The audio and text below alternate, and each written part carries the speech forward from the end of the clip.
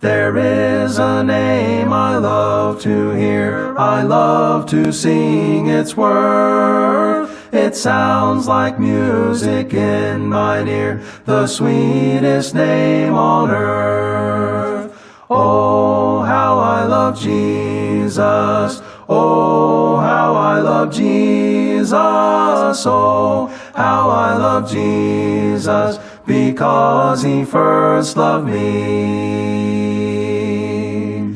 It tells me of a Savior's love who died to set me free. It tells me of his precious blood, the sinner's perfect plea.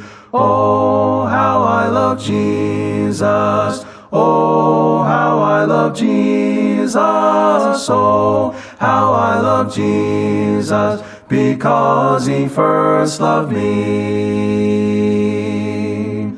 It tells of one whose loving heart can feel my deepest woe, who in each sorrow bears a part that none can bear below.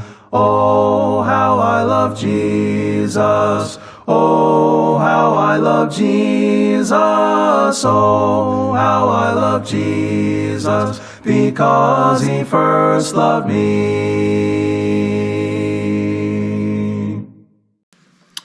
We continue where we left off last Wednesday, entering into lesson 82. And if you, again, don't necessarily want to follow along with the textbook, tonight's lesson is exclusively found in the book of John chapter 10, verses 1 to 21. John 10, 1 through 21. Some have referred to this as the lesson of the Good Shepherd. And so that's where we're going to be looking for this evening. Unlike a lot of the places that have references and we can compare Matthew, Mark, Luke, and John, this is one that John is exclusively the reporter of.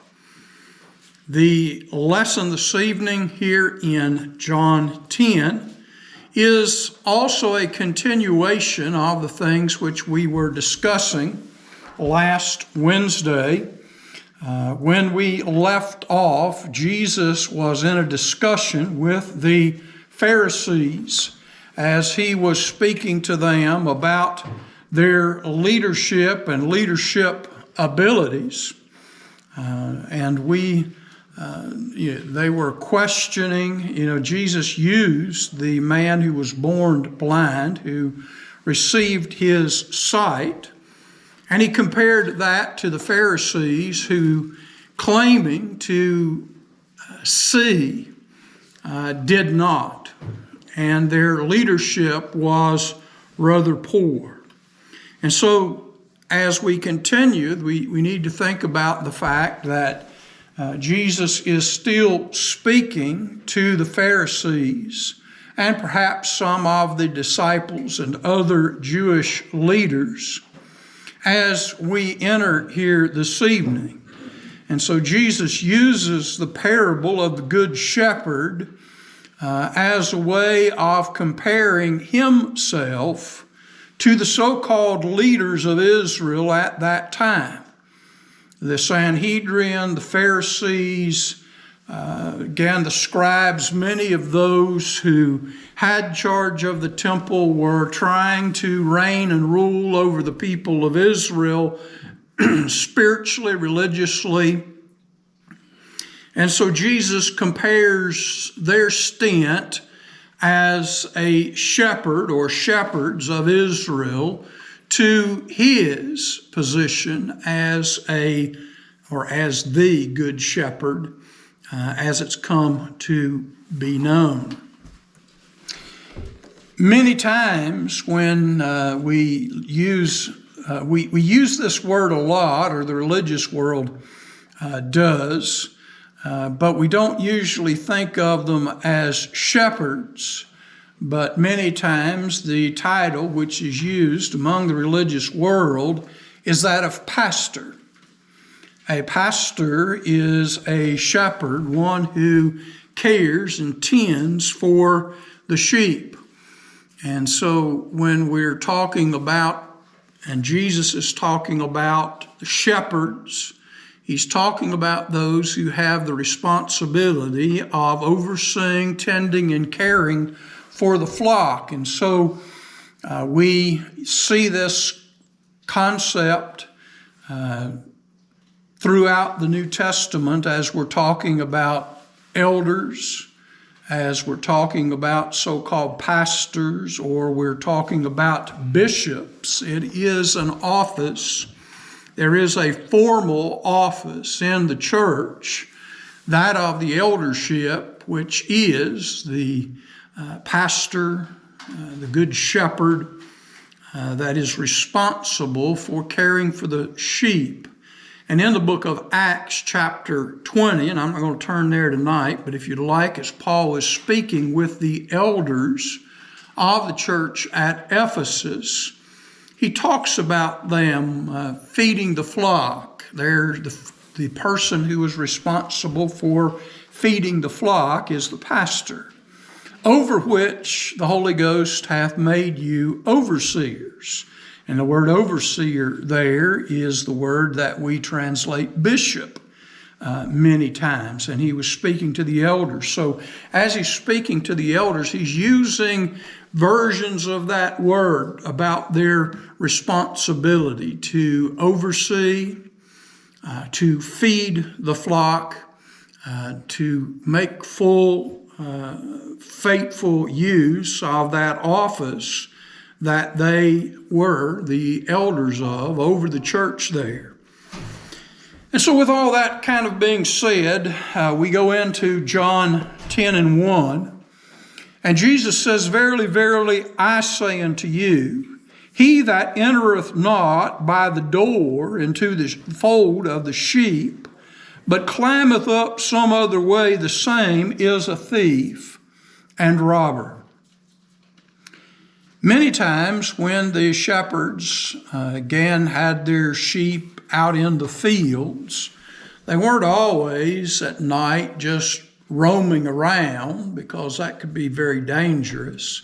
And so many times the sheep were put in a sheepfold. Now that could be a fenced-in area that we think about, and you know, the kind of split rail kind of fenced in area that the sheep would be in, that they could close the door to it.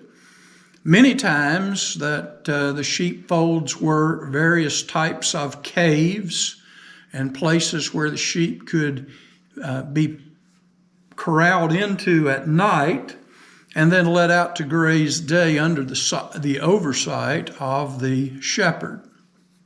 And so Jesus, he talks about something, as he usually is very good at, using things that anybody just walking up the road, going out for any length of time, was going to see as the shepherds with their sheep in the fields and knowing about how they cared for them. And so the discussion that we have here is that the shepherd of the sheep enters in through the door up the sheepfold, and if they try to gain access in some other way, that means that generally we're talking about thieves and robbers. And remember, we're looking at a parallel here. The scribes, the Pharisees, the religious leaders, the Sanhedrin, again, they were more interested in their position, and they continually were trying to manipulate the system, weren't always, again, going about it what we would call the right way. And Jesus, in using this parable, the right way is you come to the door and of the sheepfold, and There you will gain entrance to the sheep or have access to the sheep. The picture that we get here is that sometimes these sheepfolds were built in a place that was what we might call common area. And that is that a shepherd over here and a shepherd over there and a shepherd over here, they may have their flocks in different places grazing through the day. But as the night come, rather than each of those shepherds trying to watch that flock out in the middle of open space, all those shepherds would bring their sheep and they would intermix them in the sheepfold. And so there was a possibility that there would be more than one shepherd with sheep that they were putting in there. And that's the picture that Jesus uses in this description of the shepherd coming to the door. And usually the shepherd could be out watching, sleeping, whatever. There was a porter, a doorman that was there, who was in charge of making sure that the sheep didn't get out or that someone didn't come through the door that didn't belong there. And so we can, Brother McGarvey has a lot of different verses and things listed here. As always, I would encourage you to take some time and look at those and consider that. But he that entereth in by the door is the shepherd of the sheep. To him the porter openeth, and the sheep hear his voice, and he calleth his own sheep by name, and leadeth them out. Now, putting them in there isn't, putting 3 or 4 flocks of sheep in the sheepfold's really not a problem, but what you're going to do when morning comes and you've got to get your sheep out of the sheepfold versus those that belong to someone else. Well, the picture that Jesus gives us is that when morning come and it was time to lead the sheep, the shepherd would appear at the door of the sheepfold where the porter had been stationed through the night, and again he would walk up to the porter, and the porter knew who the shepherd was, that he had sheep in the sheepfold.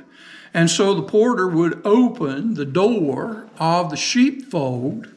And the interesting thing is that the shepherd calls his sheep, and all of those that are intermixed in the middle of the sheepfold, when they hear the voice of the shepherd, they come to the door of the sheepfold and they follow him out.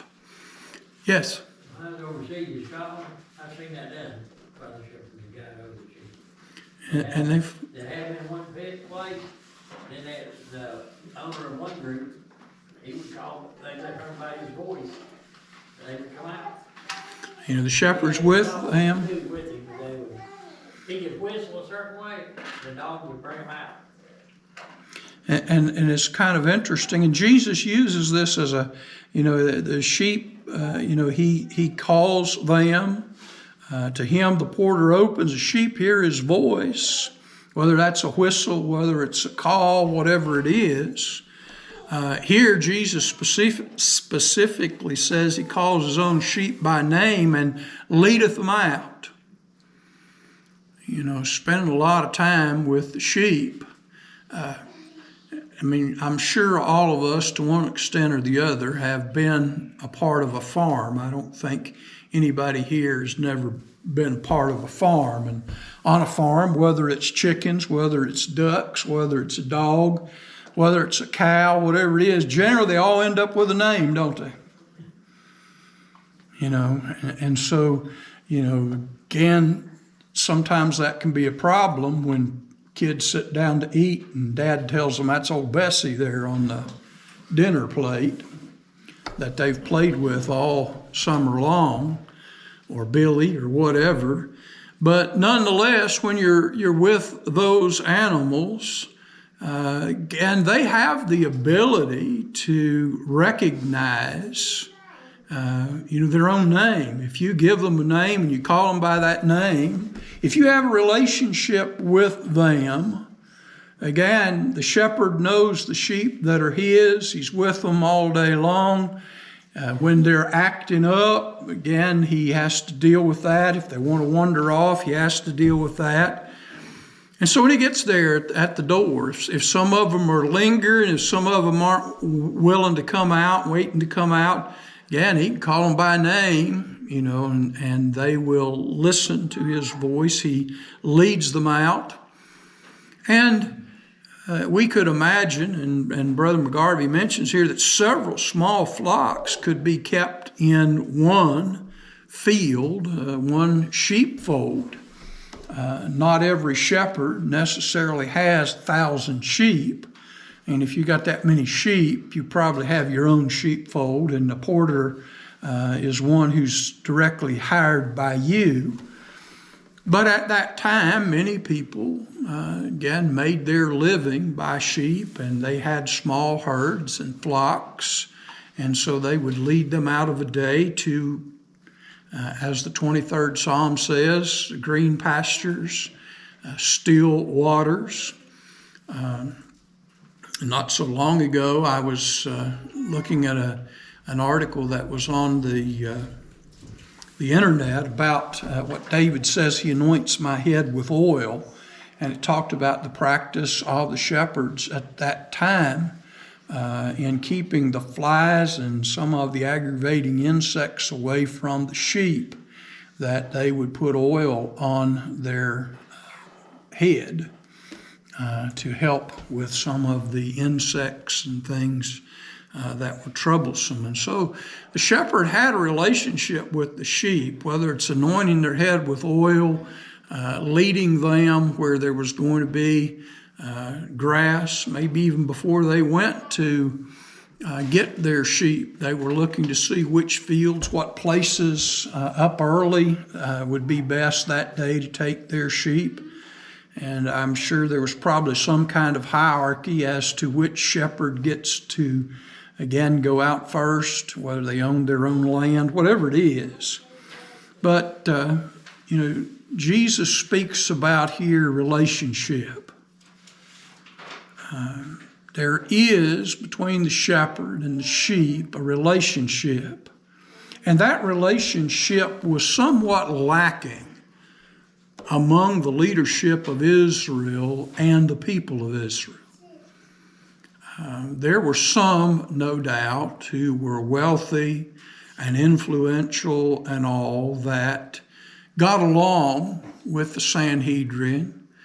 There always is. I'm sure, the tragedy of the bridge which fell in Baltimore, you can bet the people are lining up to pass out some money to get those new bids for all that contract's going to take to replace that bridge. The people are going to be lobbying quite a bit. And so there were those who the Sanhedrin were, again, friendly with. You scratch my back, I'll scratch yours. We have jobs, we have things, we have needs from time to time, and your business can do business with the temple. But the average man and woman on the street felt neglected. And that's another reason why people attach themselves to Jesus. Because Jesus didn't really have much to offer them. I mean, he could heal them if they were sick, and he could feed a multitude, though he didn't continuously. But the biggest thing was they felt a genuine care, a genuine relationship with Jesus. That even if they were someone that no one cared about, he would care about them. And so this is where the relationship comes from. This is the picture that Jesus is using here. The sheep know the shepherd. I mean, just like a child kid, if it gets hurt or it has a problem, it's going to run to mommy, right? Well, in this case, it's going to go looking for the shepherd. It's going to start crying, and it's going to be crying, hoping that the shepherd will hear it and the shepherd will come, because there's a relationship. And so this is part of what Jesus is addressing in this account of the Good Shepherd. The thing which was lacking among the religious leaders was genuine caring. They cared more about whether they kept the traditions of the fathers, and those traditions many times had no scriptural backing. I mean, they may have had good intentions in creating those doctrines, but some of those actually reversed the scriptures and caused people to break the scriptures more than to keep them. And so Jesus is talking about relationship, and the Pharisees and the Sanhedrin and the scribes, they were upset with Jesus. They were jealous of Jesus. Pilate is even noted as understanding out of jealousy they had delivered Jesus to him. He knew that there was a jealousy matter there. They were jealous because Jesus could show up somewhere and the people would flock to him. They could hear his voice, so to speak. He could be preaching, he could be teaching somewhere, and people would say, I hear Jesus. And so they would flock to him. But these religious leaders, they were there in the temple. They were all dressed up in their finest apparel. They were ready to wave their hands and offer their prayers. And you basically had to threaten them to get them to come to more than the bare minimum. And so they didn't flock to these religious leaders. And they were afraid. We'll see that. After the death of Lazarus, we'll see the fact that, they were afraid, they were jealous that Jesus by himself could lead the people of Israel. Jesus by himself had such a following that if he so desired, and if Rome so desired, they could do away with the whole Sanhedrin council and all of that and just replace it with the one man. Because the people eagerly, readily were listening to him. And so we're told, when he hath put forth all his own, he goeth before them, and the sheep follow him, for they know his voice. I think about this.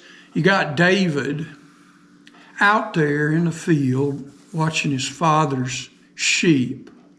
And I wonder sometimes, David had his harp.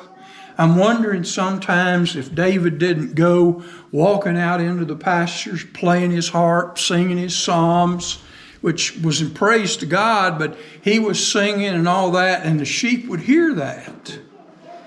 They would hear the music that he was playing. They would hear the voice of David, and the sheep would hear that, and they would follow him.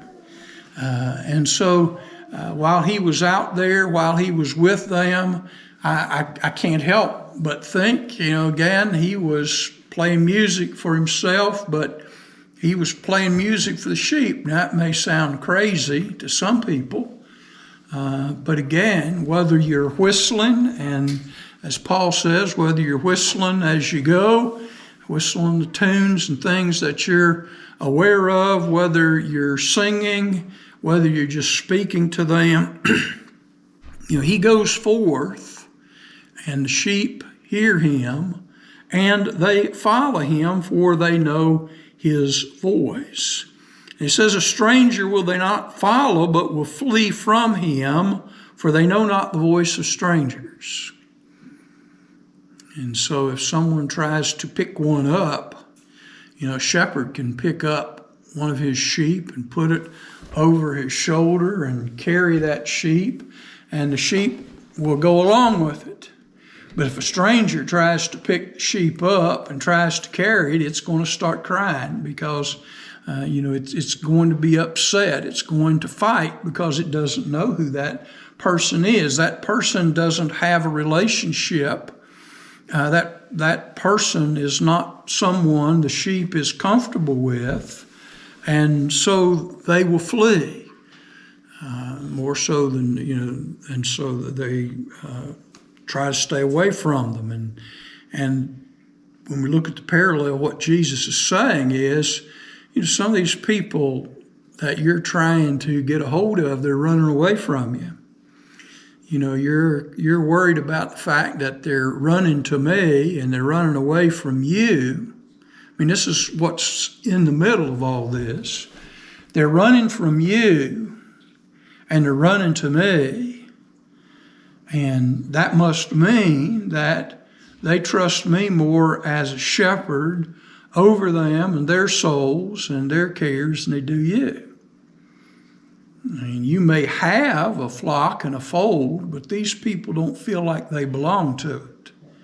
So if you're jealous because I have more sheep than you, or the sheep follow me better than they do you, then you got to figure out why that is. Look, right, is that right? We would feed the sheep, and you're a good shepherd, and we come to listen to you, and you teach us, just like our teaching us.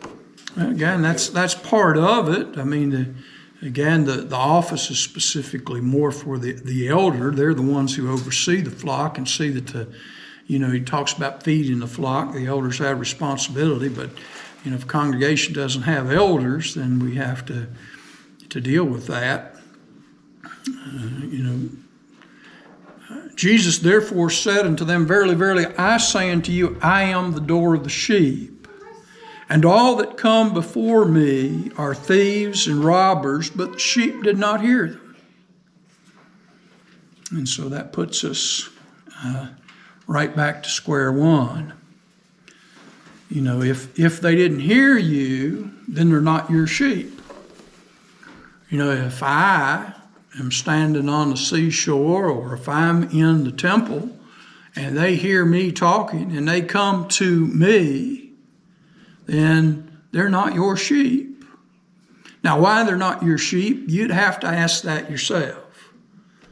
You'd have to ask why your sheep, if you think they're your sheep, you'll have to ask yourself, why is your sheep leaving you and following me? If that's the problem that you're having, if you think that's what's going on, you're going to have to figure out that it's not because I'm stealing anybody's sheep. How many people how many times you've heard that? A lot of times people say they're stealing sheep when it comes to the church. Over the years, I've heard people say, well, they're just stealing sheep. That's when something happens in a congregation and people go to another congregation and they'll say, well, they're just stealing our sheep. You're not stealing anything. Whatever happened, you weren't taking care of the flock. And again, they felt more comfortable somewhere else. And so that someone else was thinking about them and concerned about them. And so Jesus said about those who had came before him were thieves and robbers. In Matthew 23, and I'm not going to take time tonight to turn and read that. It's a rather long chapter, but several places in there, Jesus pronounces woes on the scribes, Pharisees. He calls them hypocrites. He talks about the fact that they tithe table spice, but they ignore the weightier matters. And under pretext, they enter into widows' houses, and they're there feigning some kind of concern for them, but they're interested in making sure that she pays her tithes. She's a widow, but you're still obligated to pay tithes and all that. And so the idea was, rather than showing up out of care and concern for their sheep. They just wanted to make sure that they still could get that funds to get those things. He says here, the thief cometh not but that he may steal, kill, and destroy. You know, if the sheep aren't yours and you're trying to get access to them, then if they're not your sheep, then one of three things he lists here is what's going on. One, you are trying to steal something that, again, belongs to someone else. Or you're trying to kill. Or you're trying to destroy. And so when Jesus was talking there in Matthew 23, he said that the scribes, the Pharisees, they would compass land and sea to make one proselyte. That is, to get a convert to Judaism. But again, once he's made, he was, I believe the statement is, fourfold more the child of hell. And rather than saving their life, they were just destroying it. And so you're either trying to steal, take something that doesn't belong to you, you're trying to kill, or again to destroy in some part. But Jesus said, I came that they, that's the sheep that the scribes, Pharisees, Sanhedrin, all of those that were concerned about losing. He says, again, I came that they may have life and that they may have it abundantly. You know, it's interesting when we come into the church that Jesus built. People today still want to talk about tithing. You got to pay your tithes and your gifts and all those things. Jesus isn't interested in tithes. You know, I'm not interested in your tithes. Jesus is not interested in your tithes. The church shouldn't be interested in your tithes. The scriptures tell us that we ought to think about how we've been blessed. And upon the first day of the week, let every one of you lay by him in stores, you've been prospered. No percentage. You know, figure it out for yourself. In your relationship with Jesus, is it worth anything to you? I mean, it's up to you. Church isn't, you know, I see, you know, people get on TV and they want you to send you all your tithes and offerings and, you know, all this kind of stuff. Send your tithes and offerings to me. You know, that's what the Pharisees, the scribes, they were all concerned about, was whether or not they were going to get that tithe. Whether they're going to pay, you know, when we look at some of the things that was going on, is your master going to pay the temple tax? You know, you're going to pay your taxes at the temple, or you're going to do this, you're going to do that. Jesus says, I'm not here for what the people can give me. I'm here for what I can give the people. And Jesus says, I came that they might have life and that they might have it abundantly. That things might be better for them. And not just better, but they might have an abundant life. Anything down through 10? Anybody have any questions or comments? Then Jesus says, I am the good shepherd. The good shepherd laid down his life for the sheep.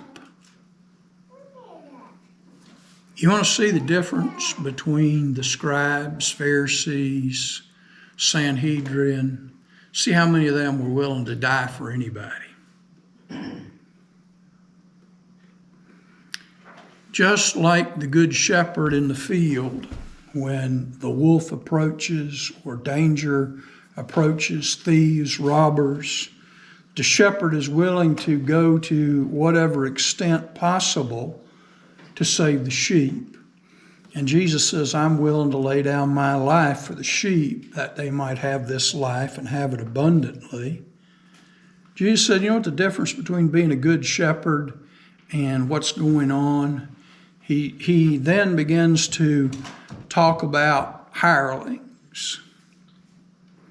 Jesus said, he that's a hireling and not a shepherd, that's the person who's there just for the money. You know, that's the hireling, what we might call the hourly worker, the employee.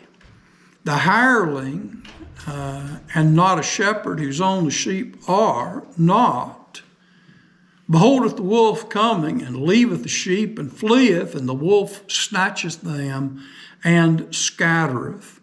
Because he's a hireling, he careth not for the sheep. Now he's moving away from the shepherds of Israel versus Jesus as the good shepherd. Now Jesus takes them away from a position of being shepherds over Israel, and he moves them down to saying they're just hirelings. Now the hireling, whether Jesus said it or not, the implication of this is the hireling's only there for what he can get out of it. How do we know that? Stop paying him. Stop paying a hireling. What are they going to do? They're going to leave. Threaten a hireling that if he keeps working for this person, then we're going to do this or do that. Well, again, you know, I can get this same job somewhere else. I'm not going to risk myself. And so in this capacity, Jesus compares himself as the good shepherd to these others who he says now are just hirelings and they're only there for the money. That's the big difference between Jesus and the leaders of Israel. They were there for the prestige, they were there for the money, they were in it for what they could get out of it. Jesus was there for what he could give and what he could put in it. That's why people going in asking for a job at a plant or something, really, they just want a check. Yeah. People are not so much interested in the work as they are the pay. You know, and again, you know, Jesus says, I am the good shepherd. I know my own, and my own know me, even as the Father knoweth me, and I know the Father. You know, from the beginning of Matthew's gospel, in where he gives us the Sermon on the Mount, the end of the 7th chapter, they were astonished at his teachings, at his doctrine. For again, he didn't teach like the scribes and the Pharisees. You know, he was different. And even beyond that, Jesus is talking about the fold of Israel and the hirelings and all that was going on between Jesus and the religious leaders. But he goes beyond that and says, other sheep I have which are not of this fold. They also I must bring, and they shall hear my voice, and they shall become one flock and one shepherd. And he speaks to the Gentiles, the nations. He looks forward. Peter says on the day of Pentecost, for the promises to you, that's the Jews that were there that day, your children, their descendants. Them that are far off, that encompasses the Gentiles, even as many as the Lord our God shall call. And so Jesus said, not only, again, do I have to deal with and interested in this flock, Israel, but I have others that I also need to bring. And we see the unity, even though he speaks here about bringing the Gentiles into the church. He says the end result of that is that there will be one flock and one shepherd, one church and one shepherd, ultimate shepherd, head over the church, and that's Jesus. And he says, therefore doth the Father love me, because I lay down my life that I may take it again. So we're back to the fact Jesus is not surprised by the cross or the things of the cross. Jesus knows that he is going to be called to lay down his life, and he also knows that he will be able to take it back up again. No one taketh it away from me, but I lay it down of myself. I have power to lay it down. I have power to take it again. This commandment received I from my Father. And so if you're making notes, keeping notes, putting things in your Bible, here's another place to hang on to, that when people start talking about God had to plan one thing, and again, the Jews did this thing, and because the Jews did this thing, he couldn't do his thing. That's, again, not true. Jesus knew that he had and was going to be called to lay down his life for his sheep. He knew about the cross. He knew about his death, and he also knew that he would raise from the dead. And this is one of those prophecies that the Apostle Peter speaks of, where David of old said that thou shalt not leave my soul in hell or the Hadean world, neither will thou suffer thy Holy One to see corruption. And Peter says, let me speak clearly. David's dead and buried. His tomb, his sepulcher is still here today. We know where David is buried. His body saw corruption.